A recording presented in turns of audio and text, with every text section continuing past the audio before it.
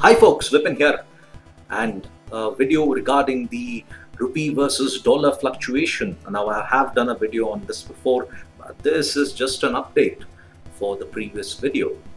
Now I wanted to talk about this because I'm seeing really fucking annoying messages on WhatsApp where people say that you should do this, you should do that, and that is going to bring down the rupee and it's going to make it stronger against the dollar.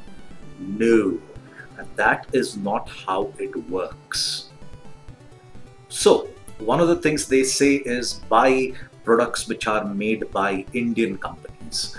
Do not buy foreign company products, buy only Indian company products. Now, if you are buying products of, say, Unilever, okay, the company that makes Axe deodorants, the company that makes Ponds, Vaseline, how it actually works is it's not like every rupee that we spend to buy the product, everything that we spend is going to go to Unilever's headquarters, which is outside India. Now, if that were to happen, how the hell would they sustain their operations in India itself? Now, people don't know this because they are not able to understand how complicated a company's organization structure is.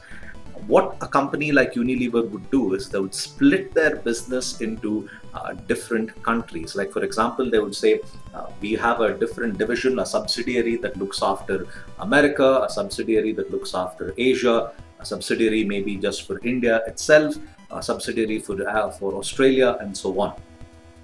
In that subsidiary, they establish something which is called as a cost center. That is, whatever revenue you make in India, it's going to be used for operations, it's going to be used for its cost management, all that in India itself. It's not like if they are making more sales in Europe, that surplus revenue, that surplus profit is going to be transferred to India and boost their operations. It doesn't work that way. So most of the revenue that is made in India stays in India, and it's only like a small part of it that actually goes to their headquarters, and a big chunk of it actually stays here.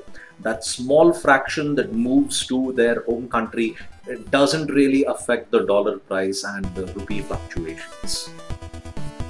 And now let's come to some of the complicated issues that actually affect the rupee and dollar fluctuations. One of them is the total currency in the country. Now, think of it like this. Let's say you are someone who has 100 rupees with you. Now, that 100 rupees you would cherish, you would value it, and you feel that, okay, wow, I'm pretty rich right now. Let's say that money were to increase to, say, 200 rupees or 300 rupees and 400 rupees and so on. When that happens, the value of money declines. That is, we no longer appreciate having 100 because we have a lot more currency than we do right now. Now, when that happens, the value of currency falls down. Now, it could be for a variety of reasons why there is a large amount of rupees in India, why there is so much of money circulating in India. Don't give me a stupid question or an answer saying, if there is so much money here, why are people still poor? That's a way too complicated issue to talk about. But one of the cases where the rupee could become weaker is because of excess circulation of the currency in itself. Now, there are other factors like, for example, the industrial output. Now, industrial output in India has increased by 2.5% compared to last year, meaning if you are buying, say, or if you are manufacturing 100 units of a product last year, this year you are making 102.5 products this year. That's a minor change. And how does that affect the rupee and dollar fluctuations? When you talk about industry, if they are exporting goods, they are bringing in dollars into the country. Now, if their output itself is very less, they do not really consider exporting it to another country. And that's one case where the total amount of dollars that come to India is reduced, and that makes the dollar expensive. Now remember, I told you this in the previous point. When we have less of something, we tend to value it more. So when there is less of dollars, the dollar actually becomes stronger. Technology, we import a large amount of the technology that we use. Now, I came across a video wherein they said that Indian IT companies are making outstanding achievements, and they're doing some amazing things. Now I have to scoff at that because we've had IT companies in India for the last 20-30 years, and they're yet to come out with their own operating system. Something on the or something like Windows, something like Android, something like the iOS. Now we depend on most of the technology that we use, which are imported. For example, if you were to buy a Microsoft Windows CD, you are in fact importing technology.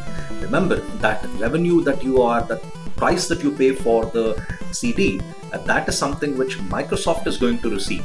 And it's not something which is going to be received by an Indian company located in India. Okay, now that's a case where you are importing a large amount of technology, and we are doing this without our own knowledge. If you are buying a smartphone which runs on Android or the iOS, in all the cases you are importing technology. People are always under the impression when you talk about imports, you are bringing stuff on a big container ship from China and bringing it to India. Not necessarily. Technology is digital. You are importing technology. It can be done through digital means as well. So even that could affect the rupee and dollar fluctuations. That could make the rupee weaker. The more and more we import, the more dependent that we become on our imports, that will make the rupee weaker. Now, a good way to explain the debt crisis elsewhere would be, now India hasn't got into debt, or rather isn't severely in debt, but a recent case of Greece, they got into depression sometime around 2012, and they got into depression because they couldn't repay a debt of $100 billion. Now, what happened there was, in order to set the crisis fine, make it all okay, the European Central Bank had to print extra euros and exchange them with dollars and repay the people who had given the money to Greece. Now, remember, when that happens, there is a demand for more dollars in the market. Now, I may have explained this in one of my previous videos, but nonetheless, in this case, what happens is Greece is creating, not really Greece, the European Central Bank is creating more demand for dollars by exchanging that for euros, and that could also make the dollar weaker because we have less number of dollars to buy, and the European Central Bank is buying more of them. Now, American financial policies. One of the things America does would be something called as quantitative easing. Now, in quantitative easing, what happens is securities or debentures of banks are purchased by the American Central Bank. The American Central Bank is the Federal Reserve, and these guys end up purchasing these securities. What happens there is the additional dollars in the Federal Reserve is transferred to banks. Now, banks will have more amount of money with them for their various operations. When banks have more amount of money with them, that means there is more money in the economy. Now, when there is more dollars in the economy, that makes it easier for people to acquire these dollars.